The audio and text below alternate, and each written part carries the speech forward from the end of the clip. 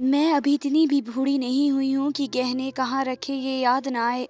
जल्दी जल्दी मैं अपनी इसी अलमारी के ऊपर गहने रख कर माया को विदा करके नीचे चली गई थी। मुश्किल से 10 मिनट लगे होंगे और इतनी ही देर में गहने गायब हो गए, जैसे कोई नजर लगा के बैठा हुआ हो। भड़कते हुए सरला ने कहा, मम्मी जी, कोई और पर आया हो तो अब इस घर में बचा ही नहीं सिवाय मेरे भाई बहन के। सीधा कहिए ना कि आप उन पर जेवर चोरी करने का आरोप लगा रही हैं। कमरे के अंदर से आती नेहा ने सीधी बात की, बहू मैं किसी पर इल्ज़ाम नहीं लगा रही, मगर सच क्या है ये सामने आ ही गया। मैंने नहीं कहा कि तेरे भाई बहन ने गहने चुराए हैं, पर तू अपने मुंह से कह रही है। यदि ऐसा है तो फिर ठीक है, एक बार इसका सामान भी चेक कर लिया जाए तो गलत क्या है। मम्मी ये कैसी बात कर रही हो आप? नेहा के भाई बहन ऐसा कर ही नहीं सकते। अजय ने विरोध किया।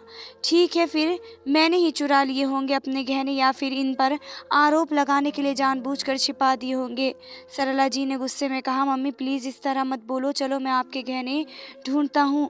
हो सकता है अलमारी के पीछे गिर गए हों या हड़बड़ी में गलती से कहीं और रख दिए हों। मम्मी, कई दफ़ा इंसान दूसरे काम करते करते कोई चीज़ कहीं रख कर भूल भी जाता है। चलिए पहले कमरा देख लेते हैं, नेहा या उसके भाई बहन को बुरा ना लगे। यह सोचकर अजय ने पहले अपनी माँ के कमरे में गहनों को अच्छी तरह खोजा। एक एक कोना देख लिया पर जेवर कहीं नहीं मिला। फिर उसने पूरे घर में गहनों को तलाश किया। कहीं भी गहने ना मिलने पर सरला ने नेहा के भाई बहन के बैग खोलने का आदेश दे दिया। थककर अजय ने उनका बैग खोला और पूरी तरह से तलाशी ली, मगर गहने वहां भी नहीं मिले। सरला जी ने फिर भी आरोप वापस नहीं लिया, उल्टा तीखी बात ये कह दी कि उन्होंने जेवर कहीं छिपा दिए होंगे। इधर नेहा के साथ साथ उसके भाई बहन अंकित और अंकिता को भी इस तरह तलाशी ली जाने लगी। घटना से बहुत दुख हुआ। दोनों नाराज होते हुए उसी दिन की ट्रेन लेकर अपने शहर को निकल गए। जाते समय अंकित ने साफ शब्दों में अपनी दीदी से कहा, दीदी हम जानते हैं हम सबके पीछे जीजू या आपका कोई हाथ नहीं। हम चाहते हैं आप अपने ससुराल में खुशहाल जीवन जिएं, पर हम दोनों भाई बहन अब इस घर में कभी भी कदम नहीं रखेंगे। भाई की बात सुनकर नेहा की आंखों में आंसू बह निकले। अजय ने उसे गले से लगा लिया। नेहा का गुस्सा सातवें आसमान पर था। अजय भी खुद को दोषी मानकर बुझा बुझा सा नेहा के आगे पीछे घूम रहा था। सरला जी अभी भी चिड़ी हुई अपने कमरे में बैठी थी और अजय नेहा को शांत करने की कोशिश में लगा था। नेहा की शादी सहजता से नहीं हुई थी। उसे अजय की जीवन साथी बनाने के लिए काफी पापड़ बेलने पड़े थे। दोनों को कॉलेज टाइम में ही एक दूसरे से प्यार हो गया था। पहली नजर के प्यार को दोनों ही उम्र भर के बंधन में बांधना चाहते थे, मगर दोनों के ही घर वाले इसके लिए राजी नहीं थे। काफी मान मनोवल और इमोशन ड्रामे के बाद किसी तरह नेहा के घर वालों ने तो अपनी सहमति दे दी, मगर अजय के घर वालों की सहमति अभी भी बाकी थी। अजय की मां सरला देवी किसी भी हाल में दूसरी जाति की बहू को अपने घर में लाने को तैयार नहीं थी। उनका कहना था कि कल को अजय के छोटे भाई बहन भी फिर इसी तरह का कदम उठाएंगे, इसलिए वह अजय को लव मैरिज की इजाज़त नहीं दे सकती। अजय के पिता इस मामले में थोड़े आधुनिक विचारों के थे। उनके लिए बेटी की खुशी ज़्यादा मायने रखती थी। उनकी स्वीकृति पाकर अजय ने नेहा के साथ कोर्ट मैरिज का फैसला लिया।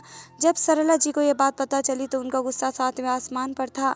उन्हें इस बात पर गुस्सा आ रहा था कि पति ने उनकी इच्छा के विपरीत बेटे को लव मैरिज के लिए हाँ क्यों बोल दिया। सरला जी को इस बात पर भी काफ़ी गुस्सा था। वह बेटे की शादी का हिस्सा भी नहीं बन पाई। एक माँ के लिए बेटे की शादी का मौका बहुत खास होता है। कुछ दिन इसी तरह बीत गए। नेहा घर में बहू बनकर आ गई, मगर ना तो घर में शादी की रौनक हुई और ना ही रिश्तेदारों को न्योता मिला। नई बहू का गृह प्रवेश भी हो गया और घर में हंसी खुशी का माहौल भी नहीं बन सका। नेहा समझ नहीं पाती थी कि वह घर के हालातों को नॉर्मल कैसे बनाए। उसे पता था कि मम्मी जी उसे पसंद नहीं करती हैं, फिर भी वह अपनी तरफ से सास ससुर का पूरा ख्याल रखती और उनका दिल जीतने का पूरा प्रयास करती। सरला जी अलग कमरे में बंद रहती तो विजय जी संकोच में बहुत ज़्यादा बात नहीं करते थे। अजय पहले ही की तरह ऑफिस चला जाता और देवर यानी अभय और ननंद रिया का अधिकांश समय कॉलेज में बीतता। धीरे धीरे विजय जी नेहा के बात व्यवहार से काफ़ी प्रभावित रहने लगे।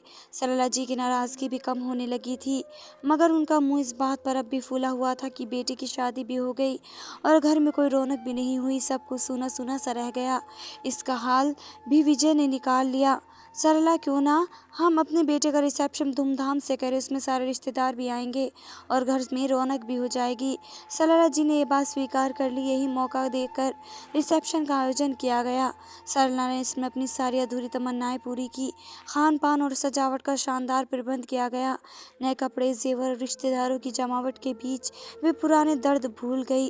कई दिनों दिनों तक मेहमानों का आना जाना लगा रहा। हंसी ठहाकों की मजलिस के बीच घर में एक नए माहौल की शुरुआत हुई।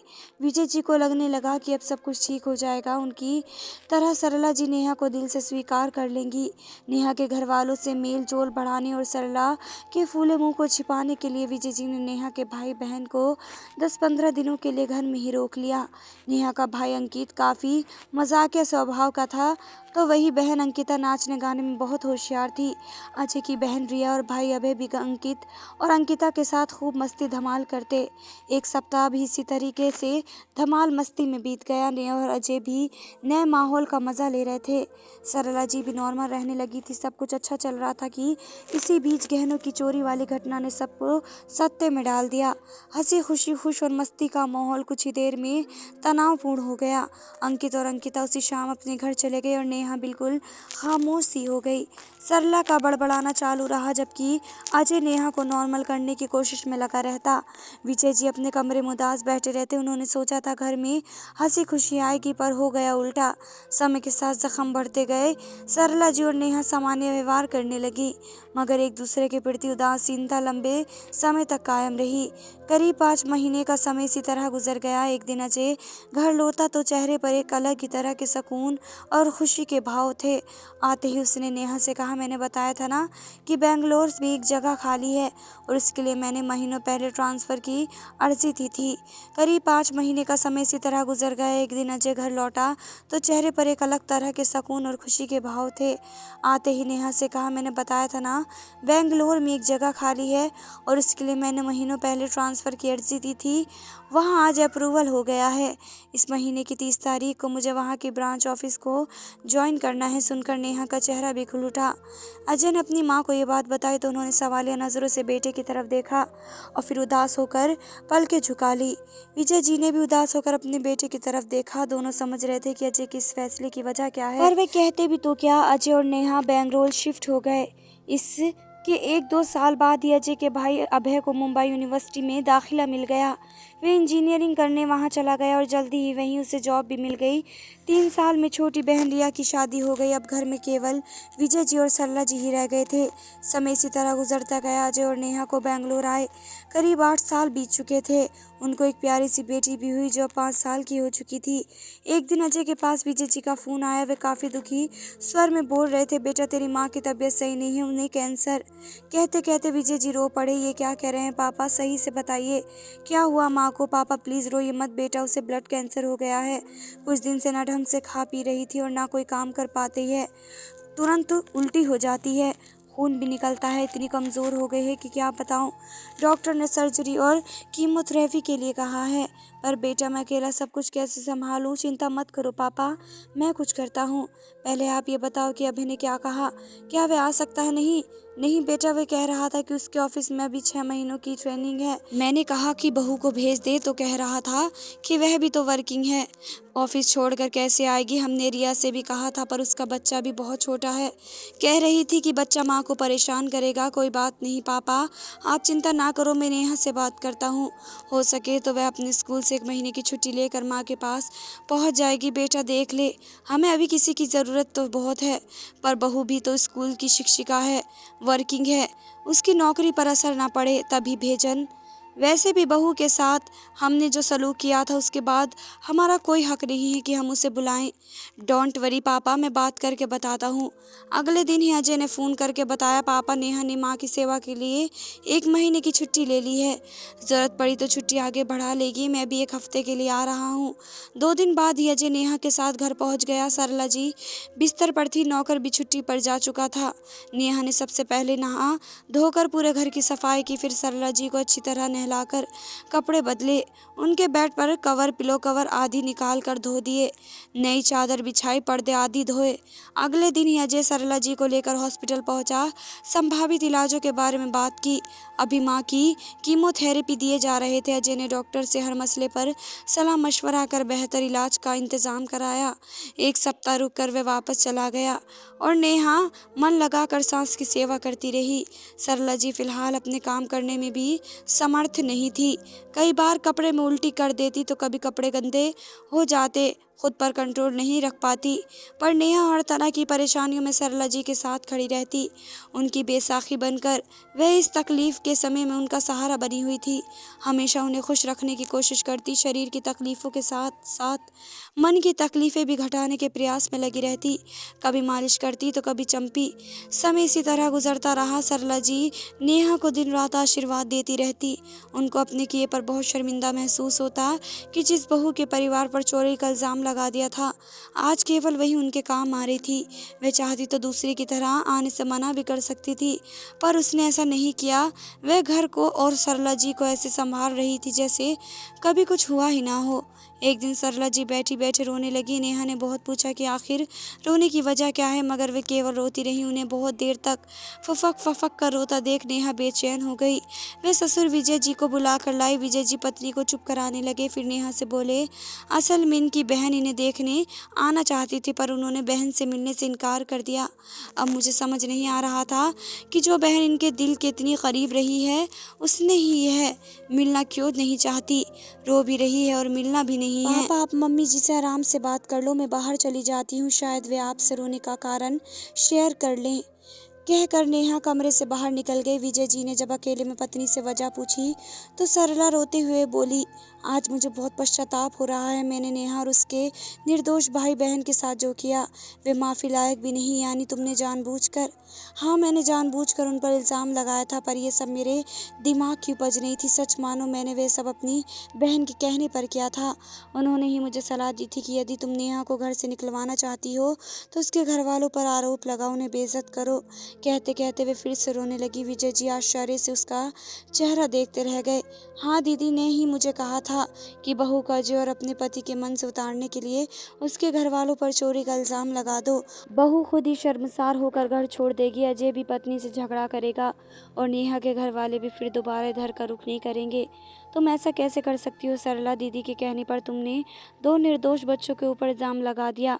तुम्हारी योजना पूरी भी हो गई, दोनों बच्चे दोबारा कभी भी हमारे घर नहीं आए। तुम नेहा को अजय और मेरे मन से उतारना चाहती थी, पर क्यों सरला? अपनी बेटी की खुशियों की दुश्मन क्यों बनना चाहती थी? माना दीदी ने तुम्हें सलाह दी, पर खुद भी तो सोचना चाहिए ना। विजय जी ने गुस्से में कहा। सरला फूट फूट कर रोती हुई खुद को कोसने लगी तो उसकी खराब हालत देखते हुए विजय जी ने जल्द बात खत्म की और उसे सीने से लगाकर कहा, जो हो गया उसे भूल जाओ सरला, अब तुम्हारे आगे जो है उसे देखो। तुम्हारी बहू तुम्हारी दिन रात सेवा कर रही है, बस उसे भी जी भर के आशीर्वाद दे लो। तुमने जो गलत किया उसका पछतावा ख़त्म हो जाएगा। पछतावा तो तब ख़त्म होगा जब दोनों बच्चे फिर से इस घर में आए। प्लीज़ आप नेहा को समझाइए ना, वे अपने भाई बहन को फिर से हमारे घर में बुलाए। मैं एक बार उनसे माफ़ी मांग लूँ। पहले तो तुम्हें नेहा से माफ़ी मांगनी चाहिए सरला। मैं नेहा को बुला कर लाता हूँ। विजय जी ने नेहा को बुलाया तो वे दौड़ी आई। क्या हुआ पापा जी, तबीयत तो ठीक है ना मम्मी की? सरला नेहा के दोनों हाथ पकड़कर सिर से लगाकर रोती हुई बोली, माफ़ कर दे बेटा, मैंने तेरे साथ बहुत गलत किया, पर तू इस बुढ़िया के लिए अपनी नौकरी, अपना घर, अपने पति और अपने बच्चों को छोड़कर यहाँ बैठी हुई है, सेवा में लगी है।